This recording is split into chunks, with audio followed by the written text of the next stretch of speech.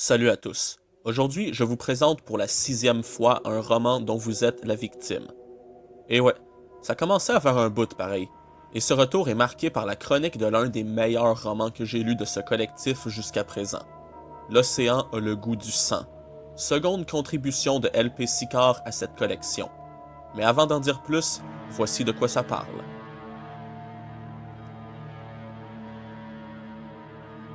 Pour changer de son quotidien, Louis prend part à une escale en mer, aux côtés de 7 autres personnes, à bord du Rhimbaldien, un voilier se dirigeant vers les Caraïbes. Un soir, toutefois, l'escapade prend une allure de cauchemar. Une horrible détonation se fait entendre sur le navire, et ce dernier commence à sombrer.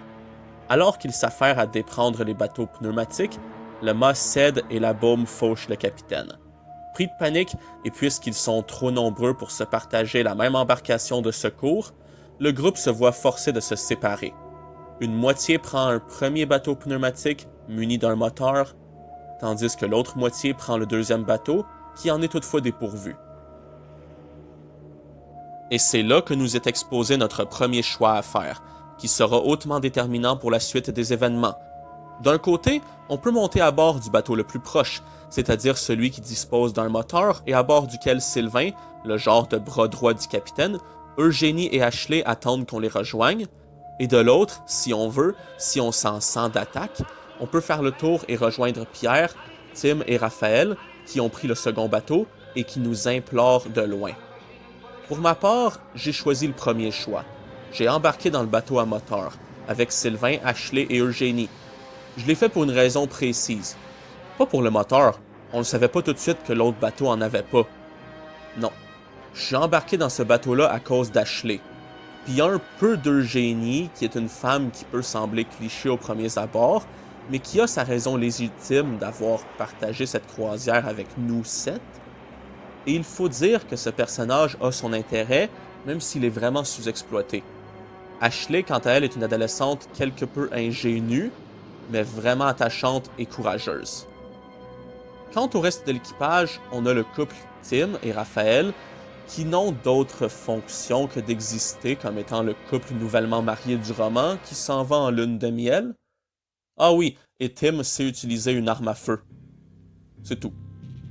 On a aussi Pierre, qui est un bonhomme, ma foi, peu attachant quand on le voit au début du roman avant de l'abandonner avec les deux tourtereaux sur leur dinghy. Puis il y a aussi Sylvain et Derek, le capitaine, qui sont responsables du bon déroulement de cette balade en haute mer. Ouais, on peut dire qu'ils ont bien réussi leur coup. Partis sur notre dinghy motorisé, on retentit sur une île. Et c'est là que le cauchemar de survie prend ses allures de véritable film d'horreur. Et j'en dis pas plus. Je me contenterai de vous dire que les choix qui nous sont proposés, ainsi que les fins qui viennent avec, sont très intéressants. Surtout les fins, dont plusieurs donnent des informations différentes sur la cause du naufrage, et lorsqu'on les lit toutes, on peut assembler les pièces du casse-tête et comprendre beaucoup mieux ce qui s'est passé.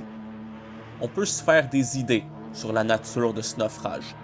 Certains choix sont faciles à faire, comme celui de partir ou non traquer une bête blessée, mais d'autres, comme celui de se séparer en deux paires une fois arrivé sur l'île, sont plus ardus à faire.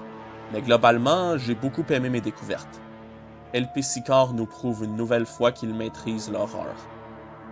Et ayant parcouru toutes les options qui m'intriguaient le plus, et même d'autres, quant à ce premier choix, j'ai ressuscité Louis et sa bande une énième fois pour prendre un nouveau choix. Une nouvelle direction.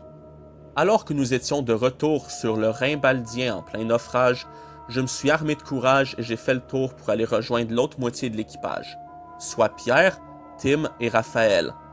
Et ensemble, lésés et sans expérience, nous avons vogué sur notre dinghy démotorisé, ne sachant trop que faire.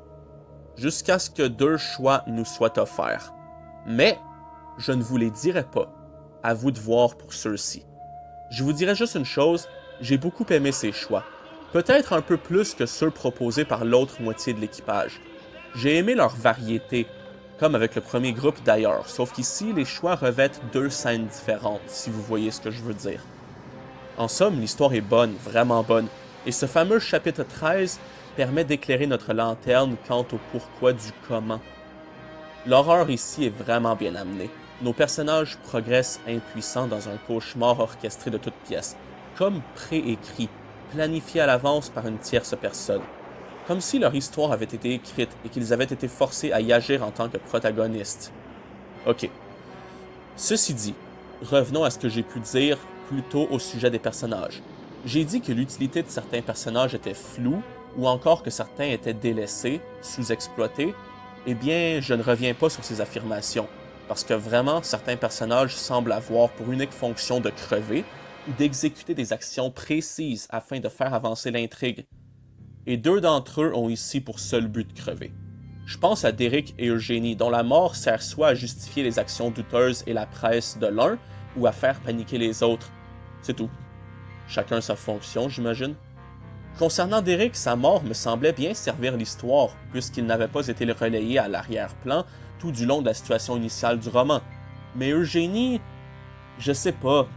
J'ai vraiment l'impression que son personnage est relégué au second plan, à l'arrière-plan, jusqu'à la page où Louis lui adresse la parole, puis là on apprend sa raison d'être présente sur le bateau, pour ensuite que le roman la repousse à l'arrière-plan jusqu'au moment fatidique où il faudra la buter, hors champ, pour terroriser tout le monde avec son cadavre. Je dis pas que c'est inutile, je dis juste que ce personnage, certes apathique et blasé, aurait peut-être pu servir davantage.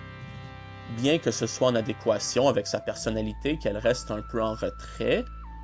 Donc bon, je ne doute pas que ce soit certainement voulu, mais c'est ça. Ça m'a donné l'impression d'un personnage qui servait à rien en fait.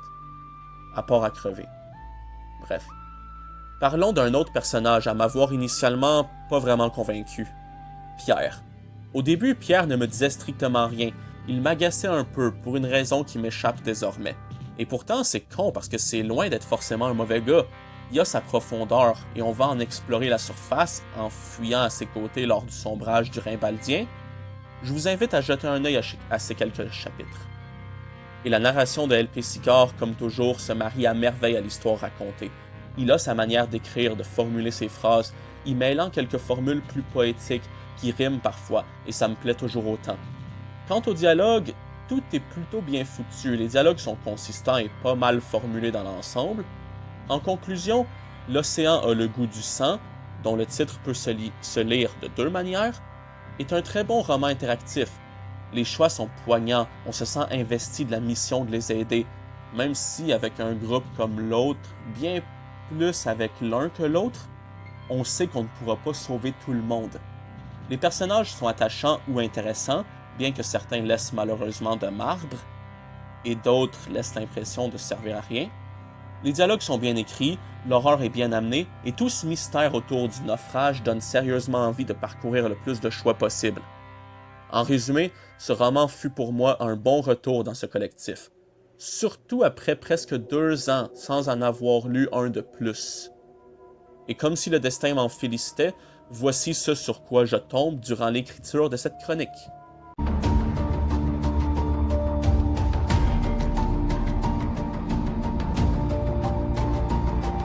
Ça donne le goût de poursuivre cette saga. Sur ce, cette chronique est maintenant terminée et je vous dis à la prochaine pour une toute nouvelle chronique. Allez, salut!